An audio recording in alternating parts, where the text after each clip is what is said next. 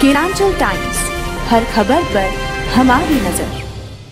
नमस्कार, मैं नैनी मिश्रा, आप देख रहे हैं केरांचल टाइम्स। कई महिला उम्मीदवार इस बार पंचायत चुनाव में अपनी किस्मत आजमा रही है और उनके प्रतिनिधि भी उनके साथ हर पल खड़े नजर आ रहे हैं। हमारी टीम आज पहुंची हुई थी शंकरपुर पंचायत, जहां से मुखिया प्रत्याशी कविता जी और उनके प्रतिनिधि रमेश कुमार सिन्हा से हमारी बातचीत हुई। शंकरपुर में हमारे विभिन्न प्रत्याशियों से बात हुई है। ऐसे में कविता जी और उनके प्रतिनिधि का क्या कहना है कि वो अपने गांव का, अपने क्षेत्र का जो हुलिया है वो कैसे बदलेंगे, क्या सोच करके वो पंचायत चुनाव में इस बार चुनावी जंग में उतरे हैं।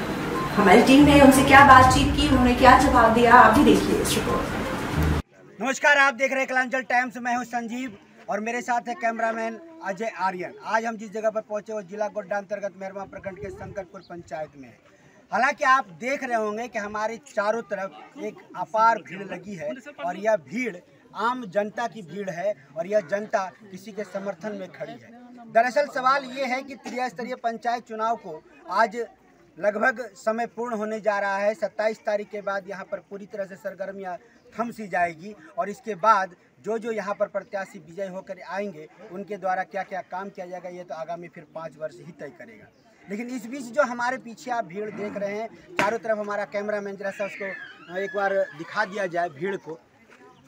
जो भीड़ आप हमारे और चारों तरफ देख रहे हैं, यह भीड़ कोई पैसों से मंगाई गई भीड़ नहीं है, बल्कि यह एक समर्थक का भीड़ है कि जनता किस प्रकार का मुखिया चाहती है। हमारा सवाल जब प्रारंभ होगा तो मुखिया प्रत्याशी प्रतिनिधि से सवाल होगा कि आखिरकार चुनावी जंग में उतरने का कारण क्या है, क्यों जनता इनको मतदान करेगी। ये एक ऐसा कई सवाल होगा जो कि इनके साथ हम अभी रखेंगे, रूबरू होंगे और जहाँ तक प्रश्न है सवाल का जवाब का ये तो मुखिया प्रत्याशी प्रतिनिधि ही देंगे।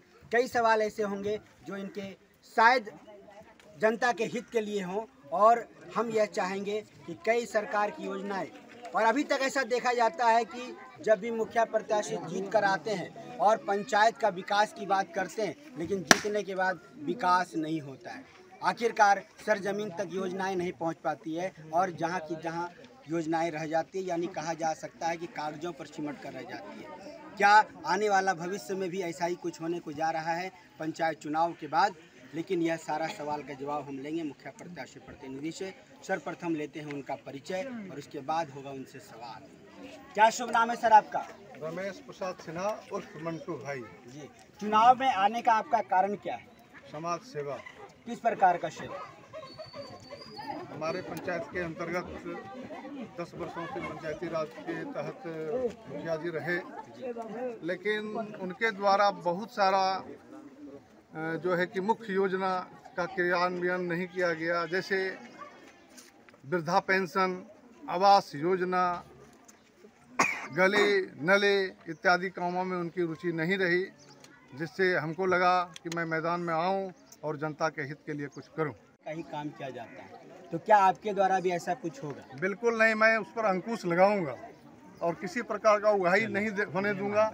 खास करके प्रधानमंत्री आवास हो, वृद्धा पेंशन योजना हो, राशन कार्ड हो, इसमें एक पैसे का उगाही नहीं होने दूंगा। आपके पंचायत में स्वास्थ्य भवन वगैरह हैं? लेकिन वह नाम के हैं, न तो कोई कर्मी आते हैं। शिक्षा वगैरह की क्या स्थितियां हैं? जल मीनार वगैरह की क्या समस्याएं हैं? अभी जल मीनार की स्थिति तो बहुत चरमराई हुई है, जनता त्रस्त है, स्वच्छ पानी नहीं मिल पाता है और जल मीनार के नाम से जो लूट हुआ वो सर्वोपरि है, सब लोग जान रहा है। सड़क नाले वगैरह की क्या स्थिति है? अभी तक तो आपके दरवाजे तक भी आने के लिए जो है कई जगह बिल्कुल बद से बदतर है, बद से बदतर। आप अंतिम चरण में अपने मतदाता से क्या अपील करना चाहेंगे? मैं अपने मतदाता से अपील करना चाहूँगा कि आपने माफिया राज 12 वर्षों तक देखा है, उसको आप भूलें और बिना डर भय से आगे आकर के हमको मतदान करें। हमारे बहुत सारे मतदाता हैं जो कि डरते हैं, उनको डराया जाता है। मैं सबसे अपील करूंगा कि आप डर को हटा करके सामने आएँ, मतदान करें और हमारे बीच में कोई बिचौलिया या कोई कड़ी नहीं होगा। आप डायरेक्ट हमसे मिलें और जितना हो सके हमसे फ़ायदा लें, योजना का लाभ लें। आपका शुभ नाम मैडम, परिचय दीजिए। आप प्रत्याशी हैं, कौन सा है आपका चुनाव चिन्ह? कितने नंबर पर है? नमस्कार, अभी हमारी बातचीत हो रही थी मुखिया प्रत्याशी प्रतिनिधि से और सबसे बड़ा इन्होंने जो विषय अभी रखा है वर्तमान में कि भय मुक्त आदर्श पंचायत की बात इन्होंने करी है। यानी कि इस पंचायत में ऐसा कहा जाता है या देखा गया है, किया जाता है कि भय के द्वारा ही यहाँ पर वोटिंग कराया जाता है, जैसा कि इन्होंने कहा है। सवाल ये उठता है कि आखिरकार जनता इनके पक्ष में कितना हद तक जाएगी और मतदान करेगी, ये तो आने वाला मतदान के कड़ी के उपरांत ही तय हो पाएगा। लेकिन जहाँ तक बात यह है, सवाल ये है कि आखिरकार जनता वही करेगी जो उनके मन में बैठी हुई है। सवाल हमारे रहे, कई जवाब हमें मिला। साथ में इन्होंने एक और अच्छा संवाद दिया कि स्वास्थ्य भवन बन करके यहाँ पर तैयार है, लेकिन अभी तक स्वास्थ्य भवन पूर्णतः चालू नहीं हो पाया। जबकि इन्होंने बताया कि 12 वर्षों का यह पंचायत काल रहा है, यानी कि 7 वर्ष बाद तो ये भी चुनाव होने को जा रहा है, 73 पंचायत चुनाव, ये सबों को पता है। अब रही बात कि जीतने के उपरांत सरकार की योजनाओं को सरजमीन तक लाने का जो इनका अथक प्रयास है, ये देखना है कि इनको जनता कितने हद तक मौका देती है। वापस लौटते हैं स्टूडियो की ओर। नमस्कार, धन्यवाद।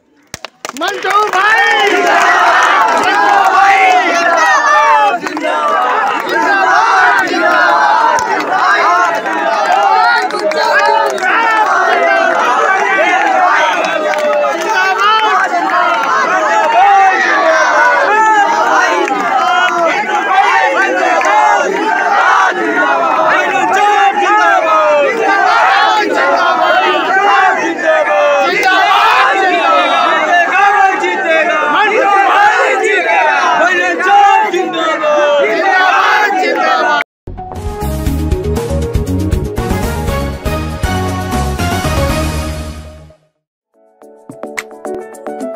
अरे ठीक हो भैया, ऐसे वीडियो देखे जा रहे हो तनिका सब्सक्राइब कर लो और हाँ घंटा का बटन जरूर दबाना, तब हमारे वीडियो का नोटिफिकेशन सबसे पहले मिलेगा। यहाँ वहाँ का देखा तो हम तुम का ही कहते हैं, जल्दी दबाओ।